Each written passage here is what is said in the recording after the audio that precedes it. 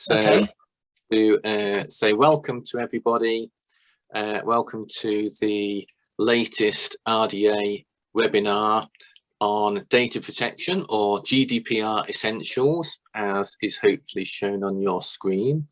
I'd like to introduce to you Paul Ticher, who has been working with us. I was trying to remember when we first contacted you, Paul, and I think it's probably 5 or 6 years ago. It would be about then, yes.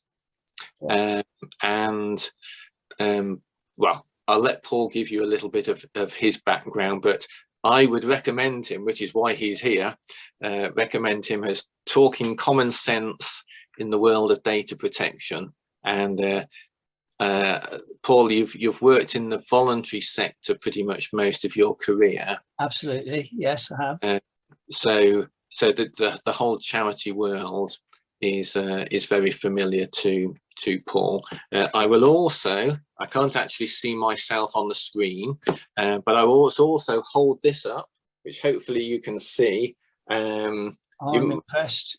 I don't know whether people will be able to see it or whether they can only see your PowerPoint, Paul. But basically, I'm holding up a book published by Directory of Social Change titled Data Protection for Voluntary Organisations, written by Paul Ticher. And that is pretty new and up to date, certainly reflecting things like Brexit and the GDPR regulations. So it's worth having that on your bookshelf to dip into, I would suggest.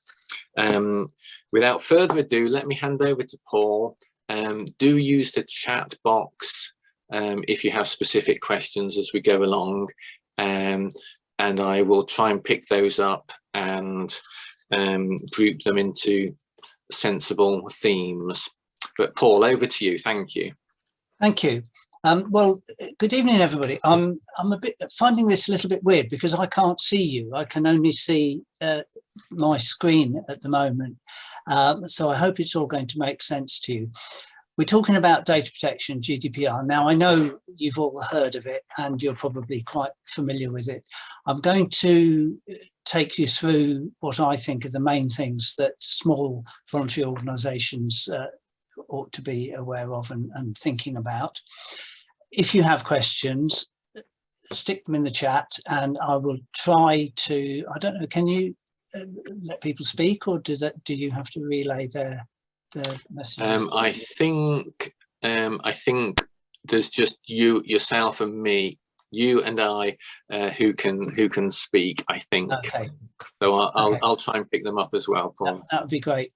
So I will try and answer any questions that come up as we go through, but also I think we're being recorded and you're welcome to have a copy of my slides afterward as well, if that's helpful. So without further ado, this is your small print for today. I'm not a lawyer, so I can't give you legal advice, but I do know an awful lot about data protection and I hope it'll all make sense to you. So it's called data protection, but it's not about protecting data, it's about protecting people. And so it comes into play when we hold information about anybody at all. And the thing that people most often think about first is keeping information in the right hands. So data security, making sure that you don't send data to the wrong people or lose it or things like that, which is certainly an important part of data protection. The other thing that I think we need to pay attention to is the need to have good quality data, because again, people could be harmed if we don't have the right information about them, if we don't have enough information about them. And so there are all kinds of ways in which we need to think about the information that we hold. And I know, because I know a little bit about what you do, I know you think about this and you have quite a lot of information already. So I'm sure I'm not telling you anything you haven't already thought about, but these are important parts of data protection. Those aren't the only parts. I mean, the next thing is one which everybody is pretty familiar with, and that is the restrictions that data protection puts on the way we communicate with people. Mostly it's about making sure that people know what we're going to do and giving them some kind of a choice about whether we can contact them, whether it's phone, whether it's by email, whether it's in the post. And I'll say a little bit about that later on. So it's mainly to do with marketing where people have a choice, but it does have to be taken into account in other situations as well. And then thirdly, we need to recognise that individuals have rights under the data protection law. Now, you're probably aware, because it's been around since the previous legislation, aware of the right of subject access, which means that people can come and have a copy of the information that you hold about them. We've also got the right to opt out of direct marketing, which I just mentioned, and that is actually written into the legislation. And there are some others which have come along, which I'll mention quickly at the end of the session. We need to just be aware that if somebody says, I want to exercise my right to whatever, you can't just dismiss it. You have to look into it and see whether they do have that right, and so on and so on. It doesn't happen very often, but you need to be aware of it. So those are the main things that we're going to look at. Now, just very quickly, the legislation started in Europe. It was the European General Data Protection Regulation, which was agreed in 2016. Came into force in 2018, and to make it work properly in the UK, we had a Data Protection Act, and so that was fine to start with. And then, of course, we left the EU, and there was a whole raft of different bits of legislation, which essentially took the European General Data Protection Regulation and made it a UK piece of legislation. So, without changing it very much, except taking out the bits that related specifically to the EU. Alongside that, we've always, since nearly 20 years now, we've had privacy and electronic communications regulations, which has things in it about marketing by phone and by email. And I'll say a very little bit about that later on. Now, since we have now left the EU, we are working on the UK GDPR. So the European General Data Protection Regulation has gone away, and the UK Data Protection Act is still there. The bits of legislation that made the UK GDPR are done and dusted. They finished their job. So this is what we're working with now, is the principal thing that we're looking at is UK GDPR, and there are bits in the UK Data Protection Act that say more about how it works. At this point, I'll just mention that the government thinks that GDPR is a burden on business, and it's one of those nasty things that the EU did to us, and so they are consulting on amending it. And I don't think they're going to strengthen it. I think they're going to weaken it, which doesn't seem to make sense to me, because my understanding of it is that if you approach it sensibly, it's not actually a problem, because it's a useful piece of legislation in helping us to think about how we treat people. But anyway, that's my view. I would say that, wouldn't I? Because otherwise I'd be out of a job. But anyway, there may be changes coming along, is what I'm saying there. So GDPR is based on, are we processing personal data?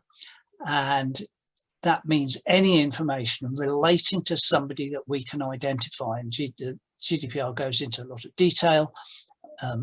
Article 14, when it says article, it's quoting from the regulation. Anything that we can identify people by, so obviously their name and other things like that. But if you look further down the list, you'll see an online identifier. So somebody who communicates with you electronically, you might not know who they are in the real world, but you can still separate them out from other people. So the information that you hold about your communications with them, that would also count as personal data, for example. And photographs, you can see the physical identity of the person, so photographs would also be personal data. I'm not going to spend a lot of time on this because I don't want to run out of time at the end, but sorry, I didn't mean to do that at all. I just blown it. Sorry, I don't know how I did that. So that's personal data. The next thing is, are we processing it? And the answer is yes, because if you hold the data, if it's under your control, anything that you do with it, even just storing it, as you can see in the middle of the down the left-hand side, storing it counts as processing it. So if you're holding the data, if it's under your control, if you're using it in any way, including disclosing it and including erasing it and destroying it at the end, anything you do with the information counts as processing. So yes, we're processing it. If we're processing personal data, that means we're a data controller in GDPR speak. And when I say we, I mean we collectively, because if we're running an organization, then it's the organization that is the data controller.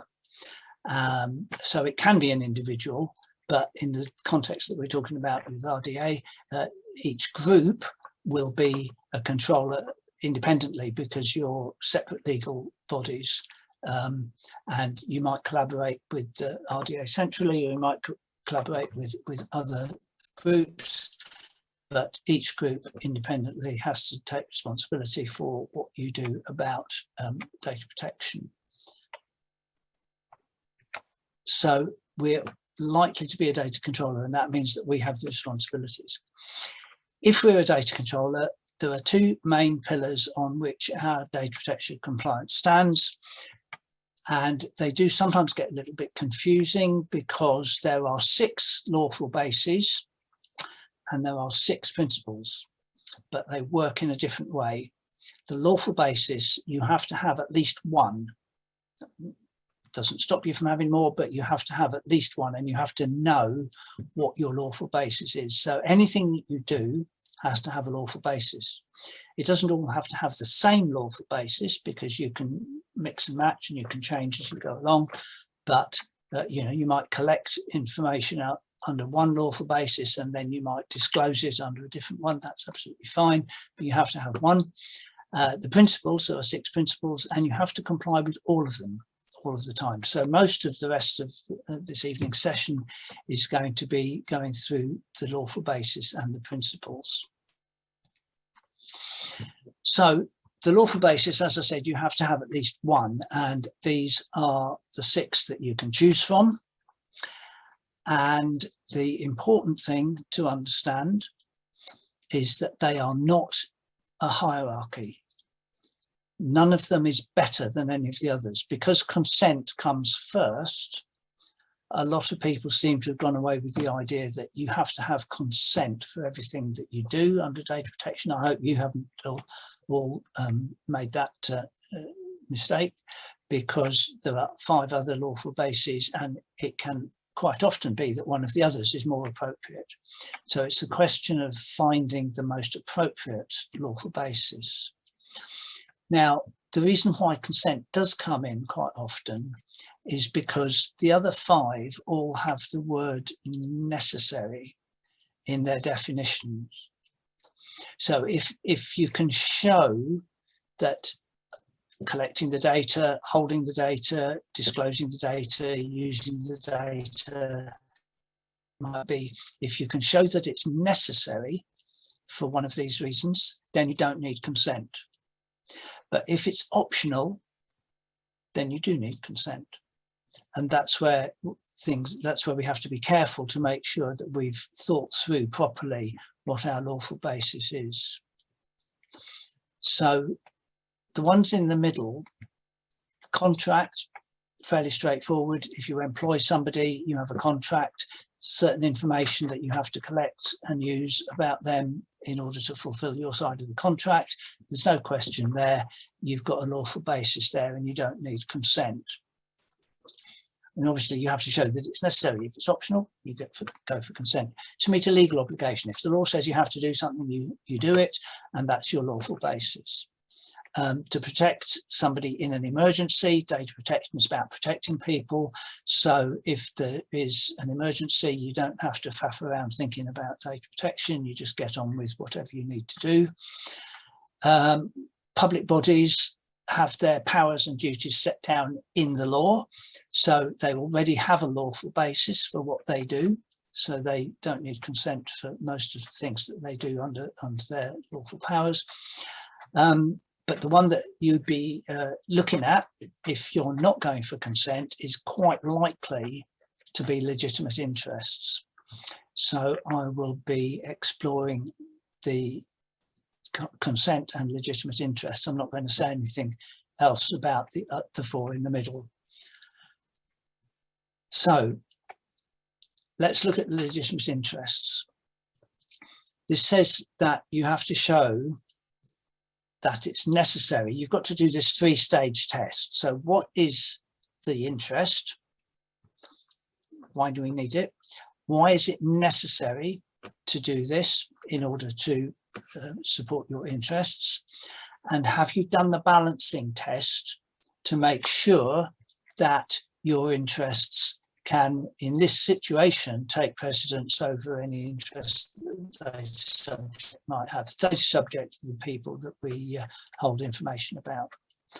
So there's this three-stage test that you are supposed to do, and you can formalize it in what they call a legitimate interest assessment, which is basically just going through these three questions, but writing it down and doing it in a formal way. But if you're going to use legitimate interest as your basis, you need to be able to be confident that you can prove that you have a legitimate interest and that the process is necessary and so on. So you might have to do a formal test, but you certainly have to be able to meet the test in order to use legitimate interests. Information Commissioner does actually encourage you to think about legitimate interests as your lawful basis. And what they say, you'll see the second sentence here, they say it's likely to be most appropriate where you use people's data in ways they would reasonably expect and have a minimal privacy impacts, or where there's a compelling justification for processing. So there's no, this is a pretty clear statement of the situations in which legitimate interest ought to be your basis for processing people's data.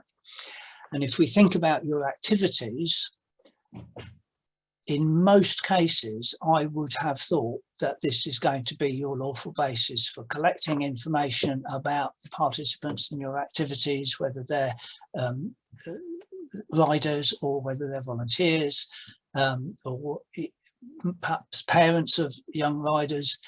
All of these, you can show that what you're doing is using people's data in ways they can expect. You're doing it to help them. You've got a good reason for doing it, and you don't need to go and get consent. So I would recommend considering legitimate interest, and we'll have a look at in a minute at how that interacts with consent. If we now turn to consent, the key thing is that it has to be a genuine choice. So it has to be freely given, specific, informed, unambiguous indication. And the data subject, the individual, has to do something, either by saying I agree, or by ticking a box, or by signing something, and they have to show that they are signing up to something that they understand. And you can't assume, just because people haven't complained, you can't assume that they consent. GDPR is specific about that. It says that silence, pre-tick boxes, or inactivity does not constitute consent. So you have to go out and get consent actively from people and be sure that they know what they're consenting to and that they've done it voluntarily. GDPR says that you have to do this properly, so you have to make it clear what you're asking for. It must be separated out. You can't make consent dependent on something else. It's got to be clearly distinguishable from other matters. People have to understand what they're consenting to. And the other thing about consent is that people can withdraw consent. So you should never, in my mind, ask for consent if it's going to be a problem to you if the people withdraw their consent. And again, the records that you keep about people involved in your activities, it could be quite awkward if somebody withdraws their consent and says, I did say that it was okay for you to hold this information, but now I'm withdrawing my consent, so you can't hold any of this information anymore. That would be a bit of a problem, I think. So that's one of the other reasons why it has to be a genuine choice. And obviously, some things that's going to work pretty well. If you're saying, well, we've got a newsletter, we'll send it to you by email. Do you want us to do that? And they say, yes, that's fine. You send them a newsletter, they change their mind, they withdraw their consent, they say, stop sending me the newsletter, you stop sending them the newsletter. So in those kind of situations, consent is probably a more appropriate lawful basis. But you do have to think about it before you get consent for anything that matters to you a lot and that isn't really optional. You shouldn't be asking for consent. You also, consent can't be part of a contract. It can't be conditional on something else. So you can't say, we'll do this for you if you consent to that. Because if they're not linked together, then you haven't got genuine consent. You also have to keep records to show that they've consented. So who gave the consent, when did they give it, how did they give it, and exactly what did they give the consent for. And then, of course, if they withdraw consent, you need to record that as well. So I would always start thinking about legitimate interest, because if you've got a legitimate interest, then it makes your life much less complicated. You do the three-stage test. What's our interest? Why is it necessary? Are we okay to override any interest they have? If that's not okay, if you can't make the case, then you are looking at consent as your lawful basis. But if you are happy with it, sometimes you might give people an opt-out. You might say, well, we will do it in our legitimate interests, but if you really don't want us to, we won't do it. But that's not a necessary part of it. It's just something you might want to consider. But then you remember the bit about it has to be something that people would reasonably expect. And one of the things that you can do is to set their expectations by explaining what you're going to do. So you tell them, you give them a privacy notice, which says this is what we're going to do. So now you understand it, and it's in our legitimate interest to do it. If we go back to consent, if we take that one, well, you have to ask properly, it has to be unambiguous, and it has to be an opt-in. And you still have to give them a privacy notice so that they know what they're consenting to and what they're opting into. And you also have to keep the records, as we said. So that's your kind of flow chart for the decisions that you might make. And as I say, if you can go with legitimate interests, I would usually recommend you do that in preference to consent, because it makes life a lot easier. But sometimes it's a genuine choice, and then you have to give people the choice. There are special categories of data. You might remember under the old data protection legislation, it was called sensitive data, and a lot of people still call it sensitive data, so they do mean the same thing. So if you have information about any of these things, and you will see that it includes data concerning health, for example, you have to be more careful about the way you use it and what you use it for. And you often have to get consent for the processing of personal data, because there are other situations where you can use special category data, but they are very tightly defined. And I've sat down with a number of organisations and tried to say, well, do you actually need consent for holding special category data? And we go through the Data Protection Act, the schedules at the back that tell you what the other situations are okay. And it is actually quite difficult to match those up with the situation that people are in. So I wouldn't hold out too much hope of using another basis for processing special category data you probably do need to have consent. So that's the lawful basis. I hope that all, I'm kind of galloping through because we've only got an hour to talk about this. But we've got the 6 lawful bases. Some of them are obvious, like the contract and the legal obligation. Some of them don't apply to you, the public sector ones, for example.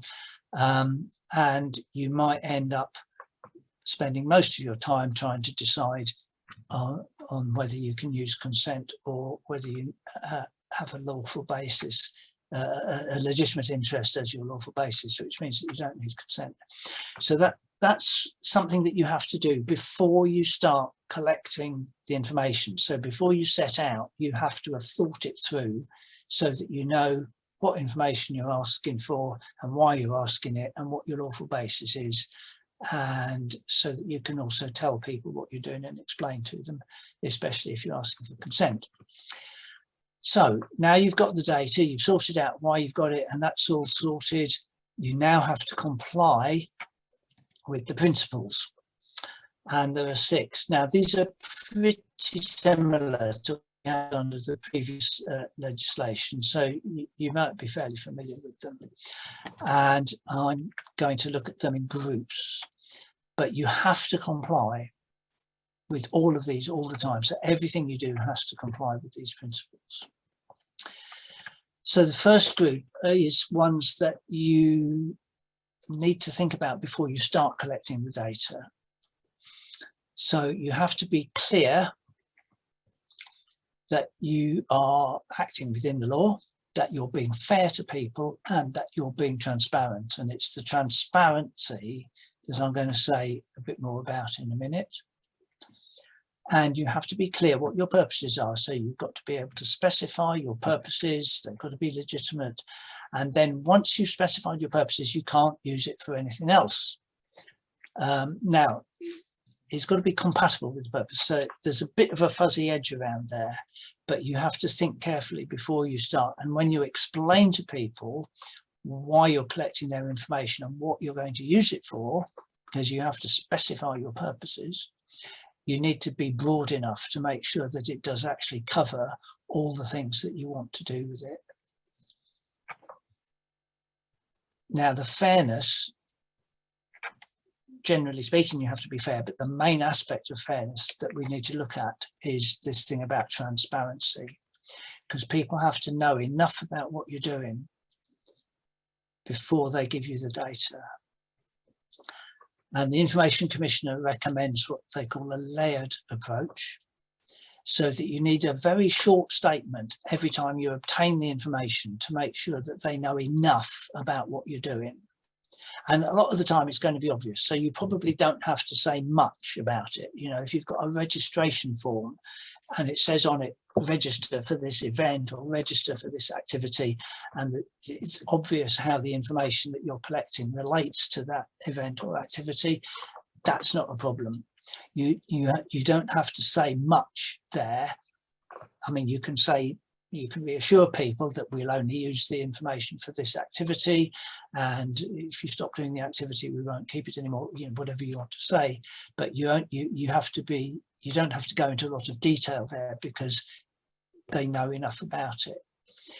But even if you've done that, somewhere you need a full statement that's available which explains it in detail, which people can, if they're on your website, they can click through, or if they want a paper copy, they can have it on request, whatever.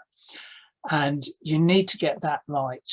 And to be honest, I haven't checked on any of your websites to see what your privacy statements look like at the moment. I'm sure you've got them all.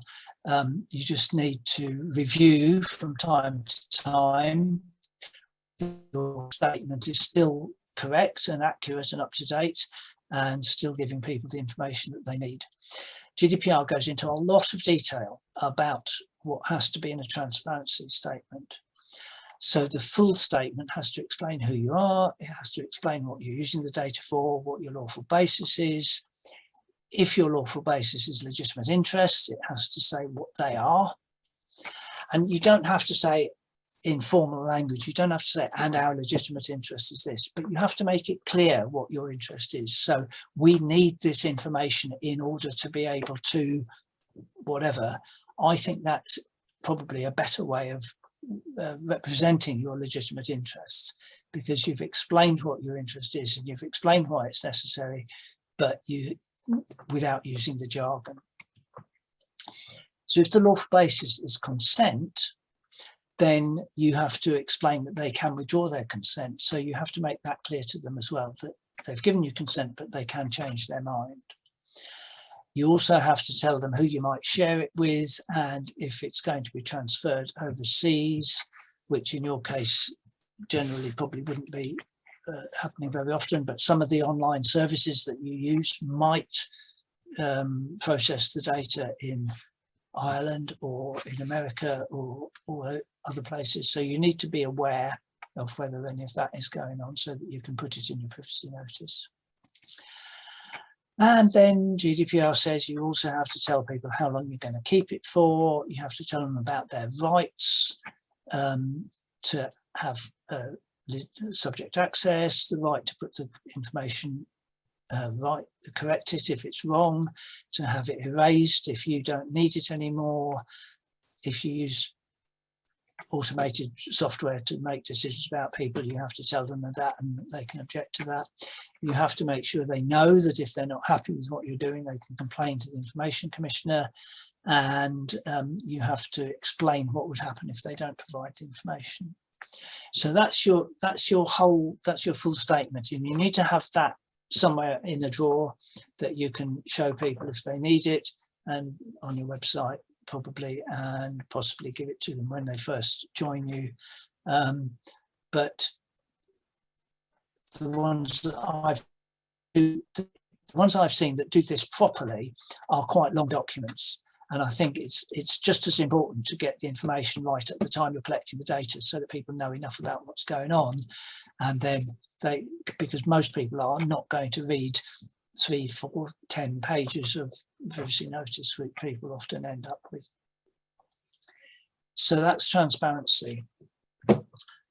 Okay, so we've talked about what you have to get right before you start. So you have to be clear about what you're doing. You have to have your privacy notice, your transparency statement sorted out.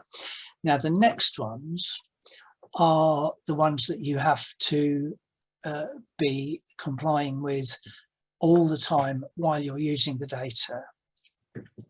Now, these are the ones, these 3 and the next one are the ones where you need to make sure that all of the people who handle the data understand their personal responsibility. The first 2 ones that we were talking about are kind of policy things that you decide, what are we going to do with the data? How are we going to explain to people what we do? That's fine. That's a decision that you make, and then you start collecting it. But then the people who are actively processing the data for you, collecting it from people, using it in their delivering your services and whatever it might be, they have a personal responsibility. And this applies to volunteers as well, because if they're acting on your behalf, then you have responsibility for what they do. So you need to make sure that people are aware that they have a role here in making sure that the data is of good quality. So Principle C, that it has to be the right information. So you have to have enough information in relation to your purposes. It has to be relevant, and then it has to be limited to what is necessary. So you've got to squeeze in between having enough information but not too much. And this is something that people need to be aware of when they're collecting information from people, especially if they're doing it verbally, perhaps. They need to know what information has to be obtained.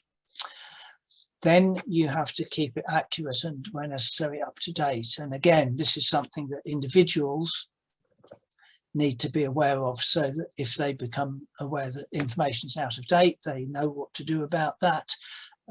They maybe check from time to time whether their information is accurate and up to date, because again, if you have the wrong information about people, or if it's out of date, they could miss out on something, or you could actually put them in a difficult situation. And then finally, you have to keep it no longer than necessary. So you have to be clear, how long do we keep this information, and how do we get rid of it when we don't want it, when we don't need it anymore. So you've got these three principles are all to do with data quality, and they're the ones that I would emphasize if you're passing things on from this session to your employees, volunteers, people who are actively working on the information that you manage. These are kind of at the heart of what you need to focus on in terms of your data quality. And then we come to the big one, really, the sixth one. Now, a lot of people think of this first when they think about data protection, because this is the security one. So this is about making sure that people keep information in the right hands. If we look at confidentiality, data protection and confidentiality aren't the same thing, but they do interact. So confidentiality is about who needs to know the information. Some personal data isn't confidential because it's in the public domain. So there may be information about people, you know, in a work situation, your name and your role in the organisation and your contact details could quite possibly be in the public domain. So it's not confidential. A lot of personal data, and most of the personal data that you hold about participants in your activities, is going to be confidential. And that means that you only share it with people who need to know. Confidentiality is about making sure, sorry, I've clicked the wrong button there. Confidentiality is about making sure that you don't allow anybody who is not authorized to have the information to have it, or you prevent people from using it in ways that they're not allowed to. So you need to think about how you're going to do that. And this is one of the main aspects of data protection that people think about, and I'm sure you have thought about it. Confidentiality, of course, goes wider than that, because it also applies to information about the organisation and its plans and maybe its finances and things like that. So they're not exactly the same thing, but confidentiality is useful in thinking about data protection because it tells us what information needs to be protected. Because if it's confidential and it's not to be shared, then it's the kind of information that we have to protect. And then the other one that we were looking at, integrity, is about preventing the information being lost or destroyed, so that when you need it, it isn't there. Because again, people could lose out if you're supposed to have information about them, but you don't. So anything that goes wrong with the information from that point of view is also a data protection issue, and you have to think about how you protect your information from accidental loss, destruction or damage. So we've got these two aspects of security: the integrity, is it there when you need it? Confidentiality, can people have access to it if they do need it, but we're not allowing access if people don't need it. And I'm sure you don't need me to tell you, this can get quite complicated, thinking about how to make the information available when you need it, but not available to people who shouldn't have it. Data protection recognises that your security is not going to be perfect. And so it does say that the measures you take must be appropriate. So it's a risk management situation. You're never going to be perfect, but the question is, have you taken steps? And you have to think about technical steps and organisational measures. So the technical things is the way you set your IT system up, But the organisational stuff is just as important. It's about how you train people, how you, the guidance that you give in how they use the system. Because, you know, if you think about it, it's fairly obvious. You can have on your front door, you've got a technical thing, which is a lock. But the organisational thing is, do you remember to take the key with you and lock the door behind you? And both of those have to be in place. And so it's the same when we're thinking about data security. And I've put this one in here about data minimization, because if you don't need to hold the information, then don't hold it, because then you don't have to protect it. So it's a way of thinking about it. You know, you put your effort into protecting the information that you do need, and then you don't hold the information if you don't need it, because that makes your life a bit easier. So we're going to have a bit of a look at the sixth principle then, because it's one of the areas that the Information Commissioner's Office is most concerned about. Almost all the penalties up to now have been in two categories. One is security breaches, and the other is marketing misdemeanors. So I'm going to say a little bit about marketing in a minute, but the security breaches is one of the ones where if the information has got out into the wrong hands, that is quite likely to attract the Information Commissioner's attention. Now, they've got various enforcement powers, but the one that draws people's attention is the ability to fine you. And under the old legislation, the maximum fine was £500,000. They didn't usually go close to the maximum, because the information, I mean, we've just got a new Information Commissioner, so I don't know if he takes the same view as the outgoing one, but the outgoing one said that the point of the penalties isn't to raise money for the Treasury, because the Information Commissioner obviously doesn't get to keep it. The point of the penalties is to draw attention to poor practice, because the mission of the Information Commissioner's Office is to promote good practice, not to collect money. So smaller penalties, 5, 10, 20, you know, maybe 100,000, were doing the job of drawing attention to what was going on.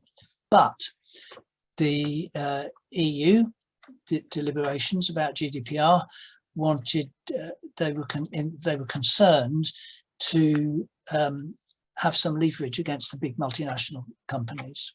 So under GDPR, the maximum is not just 20 million euros, which is considerably more than it used to be, but 4% of global turnover. So what they wanted was some leverage against the biggest companies, which were kind of, you know, your Facebooks and people like that, who weren't really taking data protection seriously.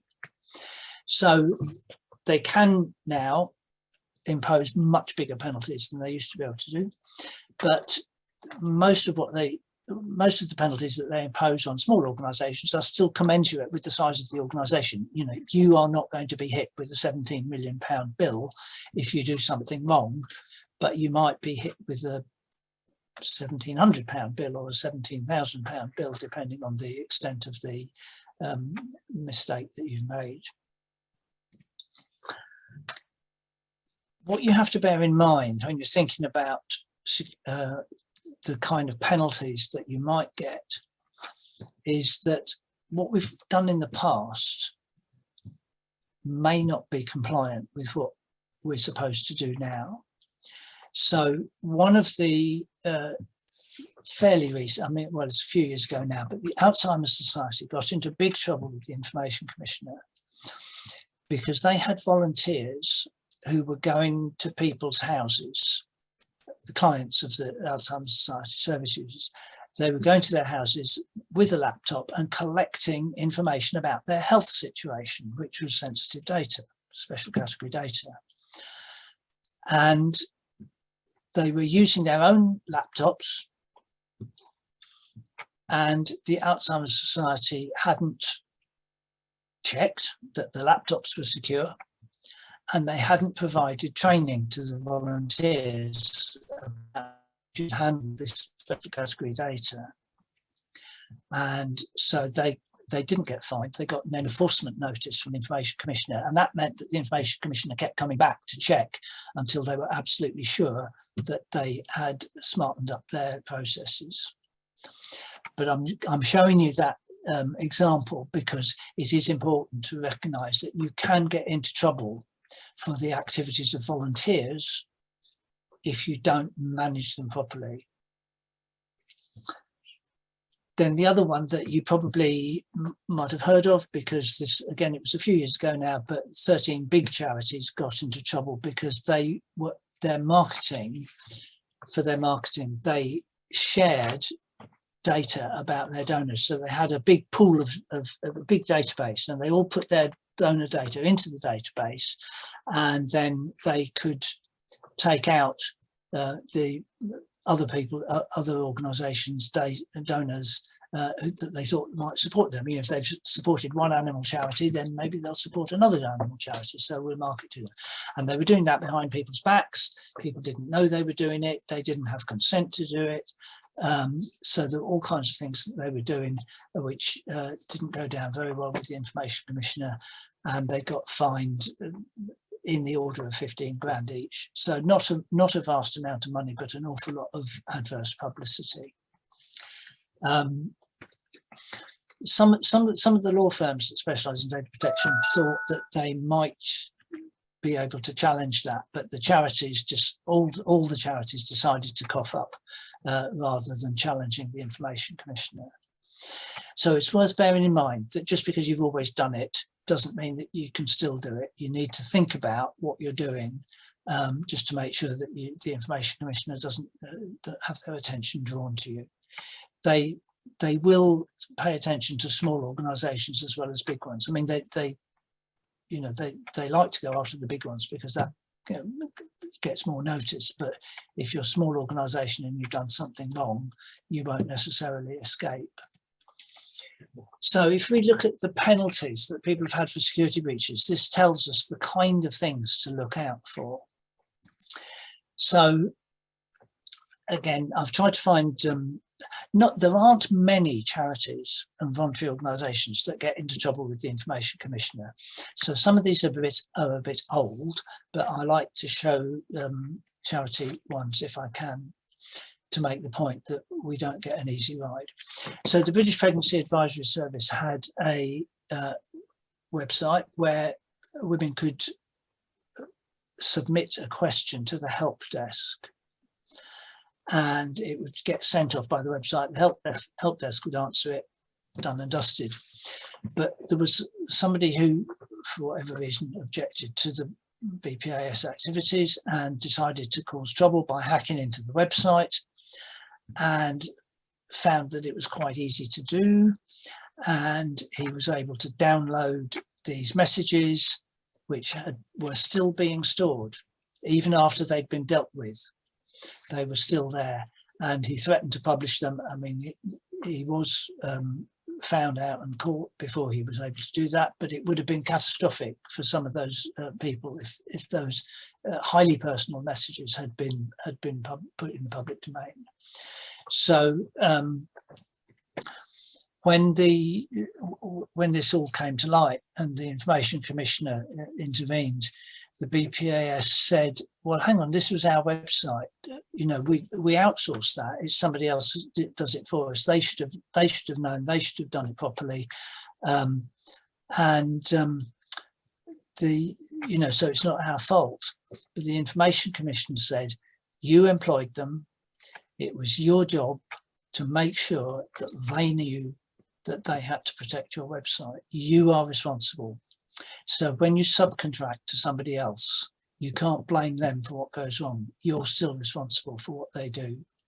And so as a result of that, BPS was fined £200,000, which is but I've been by miles. That's the biggest fine there's been on any charity, as far as I know.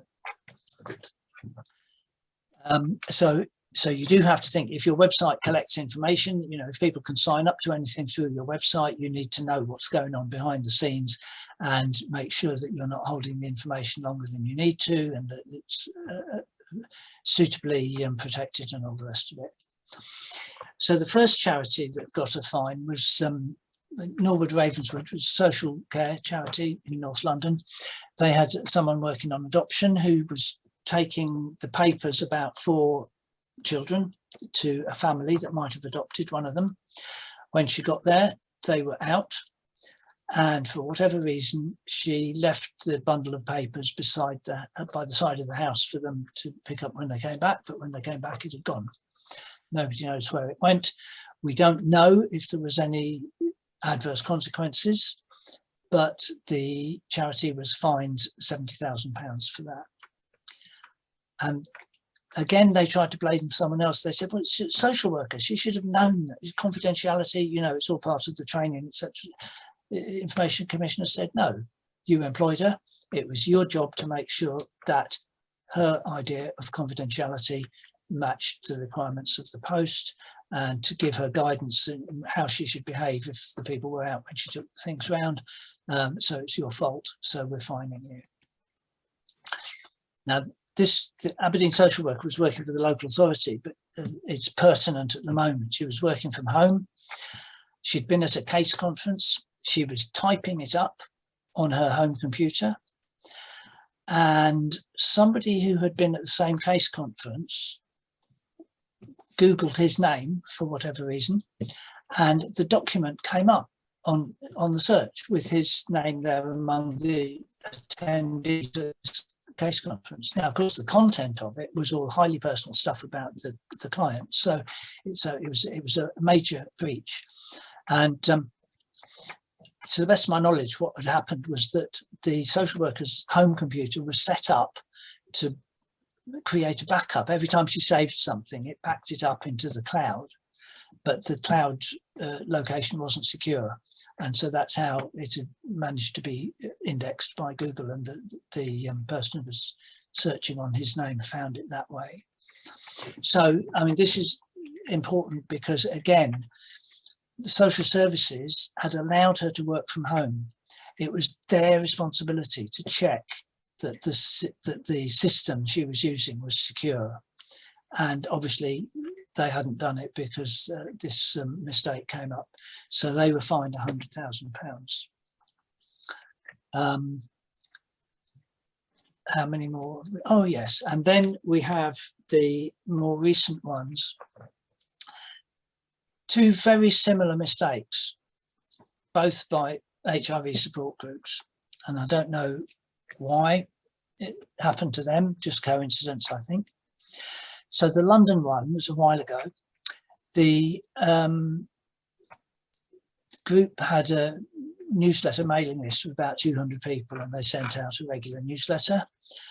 And the way they did it was they had a list of email addresses, and they would cut and paste the email addresses into the BCC field in order to disguise the addresses so that people wouldn't see them, except that this depended on the person doing it remembering to put it in the BCC field. And on this occasion, they forgot. And so they put it, I don't know if they put it in 2 or they put it in CC, but either way, each of these emails to the 200 people had all 200 email addresses visible to the recipient. So people were looking at it and they were saying, oh, I recognise that person from their email address. I didn't know they were HIV positive. And obviously major breach of confidentiality. Now, the point I want to make here, the Scottish HIV almost identical error just recently, but the London group was run by volunteers. So they were only fined £250, but it was still the volunteer committee that ran it that had to pay the fine. So even though they were not incorporated, they weren't a formal body, they were acting collectively, and so the committee took the rap on that. The Scottish group, because they were set up as an organisation, they were fined 10,000 for almost identical mistake. I see it says that you've got your hand up. Is that? That's me. It's Peter. It was just I'm just keeping an eye on the time, Paul, and note that we've got 2 or 3 questions in the chat. Okay. So just wondering how you want to play it. I'm very near the end. Okay, go for it. This is almost the end. Yeah, then we'll have a quick look at the questions. Yeah. So thank you. If we look at the kind of security measures, data in transit is at more risk than data at rest. So you have to think about what you do here. I'm not going to go through these in detail. They should be, from what we've said recently, they should be all fairly self-explanatory, but the kind of things that you need to think about, including anybody external that you use, and making sure that you provide the training and guidance to everybody so that they don't just have these in place, but they actually know how to operate them. So, lawful basis, you have to have 1. Principles, you have to comply with all of them in order to complete your compliance. If you have a breach, that's a serious breach, you have to tell the Information Commissioner's Office promptly. And the point here is that people have to own up, because there's no good waiting until it's found out, because then it might be too late to report it. So you need to reassure people that they won't get into big trouble if they report it, but they will get into big trouble if they cause a problem and don't let you know. I'm not going to go through the data subject rights. If somebody says I've got one of these rights, they don't always apply, so you don't panic. Look it up on the Information Commissioner's website and see whether you do have to do anything about it. But you must tell people, so whether it's employees or volunteers, if somebody says to them, because a verbal request counts, so if somebody says I want to see my files, then they have to alert you and make sure that you follow through on that one. Everybody has to know what they're doing and check if they're in any doubt, and you have to keep records to demonstrate what you're doing. But these are all the things that I have been talking about as we went along, and I'm not going to go through this list of records that you should keep, because most of it is fairly obvious that if you do anything connected with data protection, you keep a record of it. I'm not going to talk about transfers abroad, because on the whole, you are going to be covered by the kind of terms and conditions that your suppliers have, but you should just check that. So whoever leads on data protection in your organisation should do it. And you know about my book already. So that's it. I've kind of gabbled through, but I'm very anxious to hear the questions. Excellent. I don't know whether you can see the questions, Paul. I can now see the chat. I couldn't see it before. But okay. I think actually, to my mind, the very first question is one which I would be interested to know what you think about this. So I'll read it out. We struggle with the balance between making personal data available, i.e. names and phone numbers of volunteers, also next of kin, for use in the event of an emergency. So on the notice board, while very aware that although essential, this was not exactly secure. What do you think? I agree. I think, well, you have to just, I can't tell you the answer. You have to decide whether that's an acceptable risk. But I can imagine people being tempted to misuse the information. I mean, especially, nowadays with all this stuff going on social media, if you've got somebody's name and phone number, you can pester them, you can do all kinds of things. So I think I would try, I mean, I know it's in use in the event of emergency, but you could keep it somewhere more secure. I think I would try to keep it somewhere more secure than that. I agree. I agree. I was always going to agree with you, Paul, wasn't I? Yeah. I think I'm very aware of the time. Yeah. What we are, Paul and I are both happy to be contacted. So Paul is Paul at paulticher.com off the top of my head. Yeah. My Peter Dean, so pdean@rda.org.uk.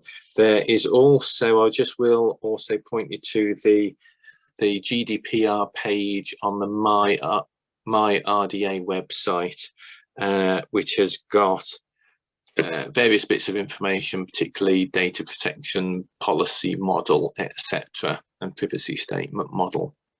So okay, I'm just going to look very quickly at the questions, unless anybody, I mean, people can leave, of course, if they've got things to go to, but the person who asked about, is it safe, is it a good idea to keep all of the personal names, addresses, phone numbers, etc., on a database on one computer, and they send out all the communications? Well, that's quite secure from other people having access to it, but it's a bit of a risk in terms of if their computer breaks down, you might have lost it. So I would keep a copy of it somewhere. Making one person responsible for doing it, if they're doing it properly, it's not a massive problem, I don't think. You've got to trust somebody somewhere. But you know, if the information is particularly sensitive, you might want to think about whether putting it all in one database, especially if that database is a spreadsheet, which is less secure than a kind of a formal database. I could say more, but I'm going to crack on. Deleting old electronic information, hit the delete button. Well, that should be enough, as long as your computer then empties its whatever the little thing's called, your recycle bin, isn't it? So that the computer keeps it until you tell it that you really meant it. But I think that's okay on electronic information. Paperwork locked in filing cabinets in the yard, again, that's probably sufficient. Who has access to the keys? You know, can anybody go and get the keys, or is the access to the keys restricted? Because that would be, you know, do you leave it open when the activity's in process? And you just have to have a bit of a common sense thing, really, because you're never going to be perfect. The privacy statement on the website or the Facebook page. Well, I think, yes, I think it's recommended that you do that, so that people who are interested in you, or people who put their details, I mean, if you have a form on your website that collects the information, you probably need to have a little statement next to the form that says this is what you're doing, but if you want to know more, click here to see the privacy statement. I mean, it's nearly everybody has it these days on the website. Sometimes it's a bit hard to find, but I think it's good practice. Thank you so much, Paul. We have whizzed through a lot there, and as I say, I'm very happy to, if people want to ask you specific questions or there's general things, by all means come via me at the office, that's fine. And if I think it's straightforward, I will try and answer it, but I will more likely be the conduit to Paul. So thank you. Fine. Thank you. Well, I hope it's made sense, but anything that you need to clear up, please don't hesitate. Yeah, no, that's brilliant. Thank you very much. Thank you for all participants, all attendees. And I think once I press the end button, we will all be thrown off. So many thanks. Have a good evening. I hope you stay safe in the storm tomorrow. Oh, and take care. Thank you. Good night. Thanks a lot, Peter. Thank you for inviting me.